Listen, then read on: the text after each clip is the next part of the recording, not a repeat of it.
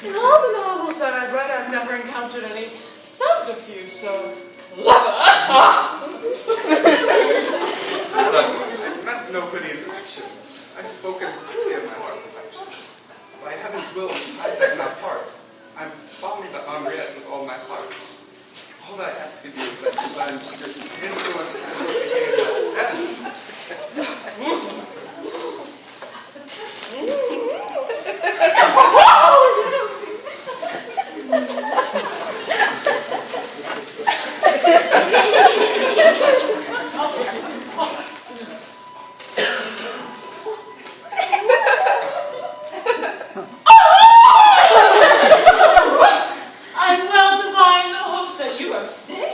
and how the name you've used should be translated. A clever substitution, sir. And I shall use the self-same code in my reply. Henriette disdains to wed. And those who burn for must hope for nothing in return. Make things difficult, madam. Why insist on supposing what does not exist? Oh, good heavens, sir. Don't stand on ceremony, denying what your looks have often shown me. And that, beneath such decorous disguise, your homage is acceptable in my eyes. Provided that you make no overture which is not noble, rarefied, and pure. Hush.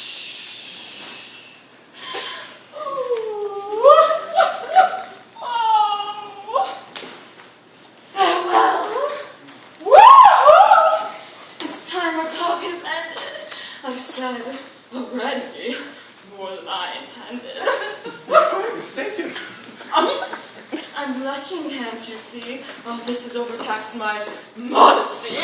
I'm hanged if I love you, madam. This is absurd. Oh, no. I mustn't hear another word.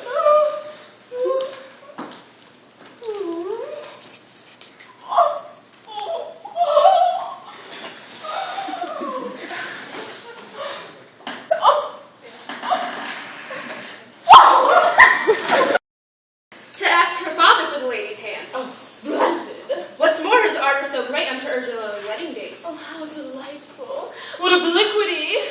We use the name of Henriette, you see, as code word and camouflage, concealing the actual object of his tender feeling.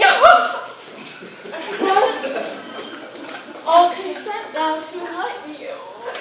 Well, sister, since you know so much, please tell us with whom his true affections lie. You wish to know? I do. It is I! You! Well, sister? Well? What do you mean by well? My word, why should you be surprised at what you've heard? My charms are evident in my frank opinion, and more than one heart's under their dominion. Dora, Dami, Clément, and Valier. All these are proof of my attractive qualities. These men all love you. Yes, with all their might. They've said so. Well, none have been so impolite. They've worshipped me as one from heaven above, and not presumed to breathe another word of love. Mute sighs, however, have managed to impart the keen devotion of each humble heart. Gabby has almost never seen her. Why?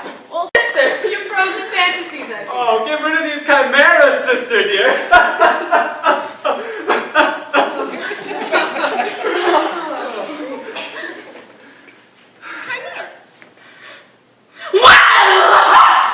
Chimeras, did you say?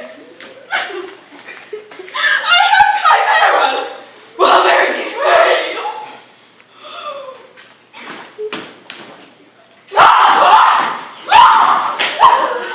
Her language and sloths, yet still she butchers every phrase with claws.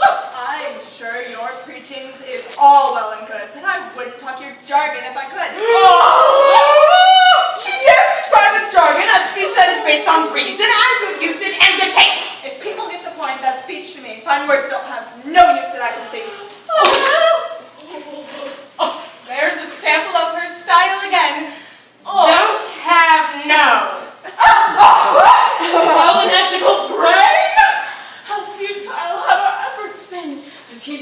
ever mind the rules of proper speech.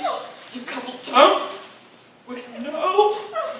No, we can't think about pleonasm and double negative. Brother, twixt flesh and spirit there's a bond, but it must be our chief delight and care to feast the soul on philosophic fare. I don't know what your soul's eating of late, but it's not a balanced diet at any rate. And you will find it tasty, I have no doubt. How could we not? Let's listen with concentration. My heart is leaping with anticipation. I'm mad for poetry, and I love it best when private thoughts are gallantly expressed. So long as we talk, I guess can't say a word. Sonadis! Be silent. Please, let the poem be heard.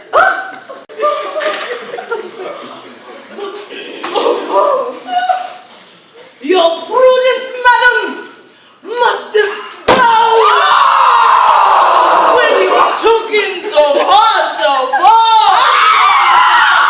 And let be so nobly house. And you Tolerate such things. No! To the best it must prepare. And with your own hands, drown him there. And drown him. That is to say, in the bathwater. Now, Your verse, at each step, gives some glad surprise. Wherever one turns, fresh wonders greet the eye. one treads on beauty pondering through your line. Million. That what was mine is now her million. The rhyme is clever, but yet not forced.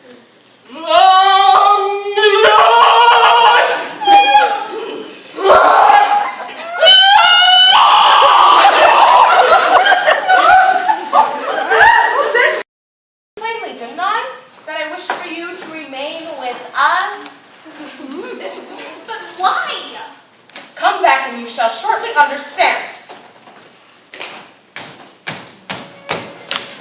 behold the man who yearns to kiss you. And presenting him, we have no fear that help profane this cultured atmosphere.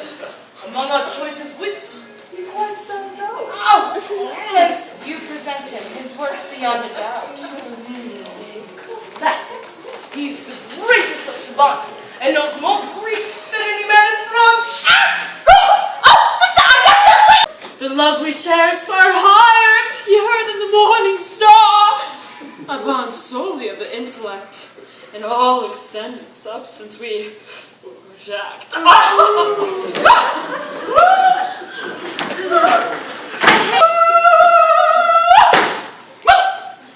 Let him be careful lest his love for me drive him in desperation to consent to a rash marriage of which you only repent.